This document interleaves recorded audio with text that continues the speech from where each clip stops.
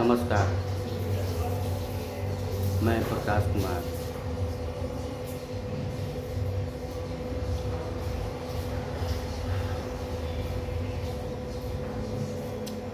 मैं प्रकाश कुमार आप लोगों से विनम्र निवेदन करता हूँ और यह कहना चाहता हूँ,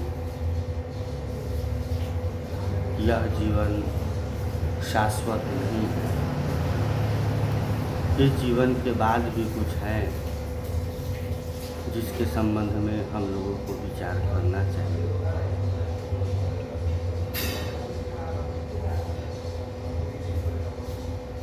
ताकि इस जीवन को जीने में कष्ट न हो, परेशानियां न हो, किसी चीज़ से दुखी न हो।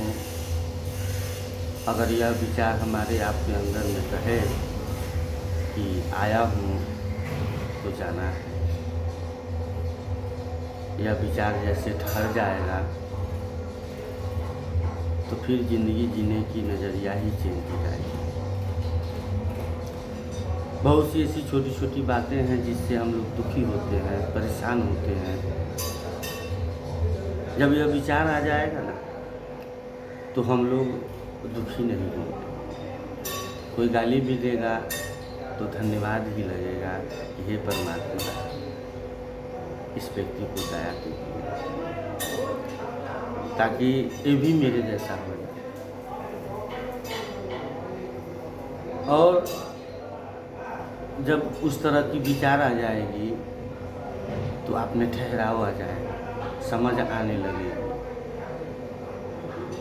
कि क्या बोलना चाहिए और क्या नहीं बोलना चाहिए।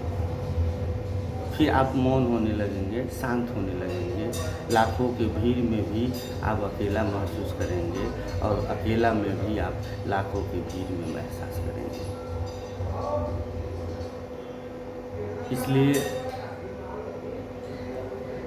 अब हम लोगों को भी यह ध्यान करना चाहिए कि आया हूँ तो जाना है और उसी जाने की तैयारी में कर्म करें। अपनों के लिए किसी से बेईमानी न करे, चोरी न करे,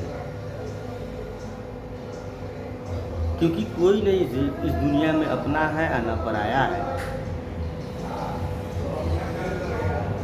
जब उस तरह की आंखें आ जाएगी तो सब आपका अपना है और सब आपका पराया है। देखिए ना आप, कभी इस जीवन के कठिन परिस्थितियों में आपको यह समझ में आता होगा कि संसार में कोई अपना नहीं है, सिर्फ मैं अकेला। तो क्या बाहर प्रेम किया जाए, किससे किया जाए? तो आओ ना यार, अंतः में आओ, अपने आप से प्रेम किया जाए। अपने भीतर बैठे हुए उस परमात्मा से प्रेम किया जाए जो यह शरीर रहे या न रहे तो भी वह चेतना, वह परमात्मा हम लोगों के साथ है। तो जन्मों से, कई जन्मों से, जन्मों जन्मांतर से हम लोगों के जो साथ हैं, हम लोग क्यों ना उनसे संबंध बनाया जाए? क्यों हम उनसे संबंध नहीं बना पा रहे हैं? कारण क्या है? कारण है कि हम लोग बाहरी दुनिया को ही सिर्फ देखकर जीवन समझ लिए हैं। बाहर का घर, मकान, दुकान, संसार, समाज, यहाँ का नाम, प्रतिष्ठा, इन्हीं सभी को हम लोग अपना जीवन समझ लिए हैं। और समझने के कारण हम लोगों की दौड़ अब सिर्फ बाहर ही रह गया, अंतः नहीं रह गया। लेकिन यह जीवन अंतः की ओर लेकर जाएं, इस चेतना को अंतः में विचार करें, देखें, तो बाहरी की व्यवस्थाएं जो आपको जी दौड़ है वह खत्म होने लगेगी। फिर समझ में आएगा ना कि पर्याप्त है, जिस तरह का जीवन मिला है, जो मैं कर्म कर रहा हूँ, इस जीवन जीने के लिए पर्याप्त है। किसी के औरों के जीवन को लेकर अपने जीवन को तुलना नहीं करेंगे आप। फिर अपने आप से संतुष्ट रहेंगे, अपने जीवन से संतुष्ट रहेंगे।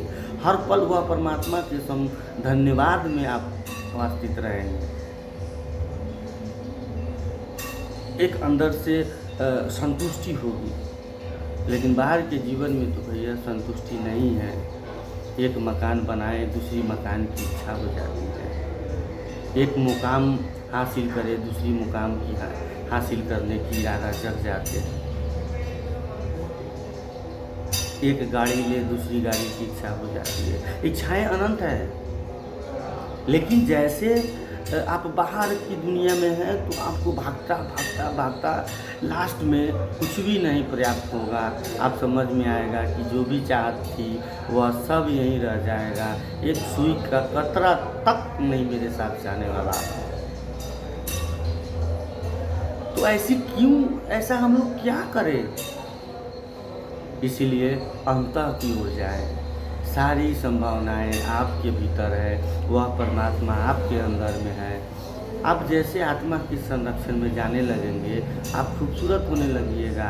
मेरे एक साहब श्री हरिंद्रानंद है जो शिव शिष्टता के जनक हैं, उनकी यह बातें हैं। वह कहते हैं कि शिव शिखर की तलहटी में समस्त संकीर्णताएं तिरोहित हो जाती है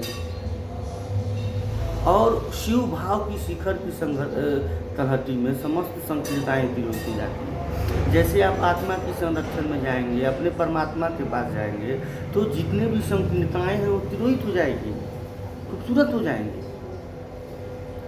और जब वही परमात्मा आपका गुरु हो जाएंगे तो तब यह बात आएगी कि लौकिक या परलौकिक मनोरथ स्वतः पूर्ण होने लगेंगे।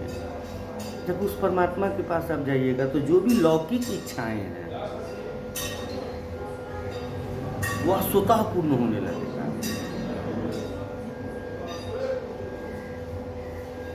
तो हम लोगों को उस परमात्मा के करीब जाना चाहिए, उस आत्मा के संरक्षण में जाना चाहिए, उस शिव की संरक्षण में जाना चाहिए। क्यों नहीं हम लोग जा पा रहे? उनसे दया मांगे, कहें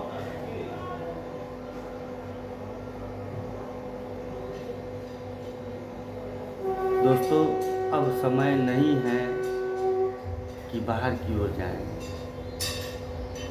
दुनिया के लोग चांद तक चला गया और ग्रहों पे और नक्षत्रों पे भी चला गया, लेकिन अपने अंदर में कभी नहीं जा पाया। और जो अपने अंदर में गया वो महावीर हो गया, बुद्ध हो गया, हरिंद्रानंद हो गया, कबीर हो गया, कृष्ण हो गया, राम हो गया। यह बाहरी यात्रा नहीं थी इन लोगों की यात्रा अंतर का था। इसलिए अंतर की ओर चले। सारी संभावनाएं हम लोगों के भीतर है, अपनी संभावनाओं को पहचानें। चलिए आप सबों को मेरा प्रणाम।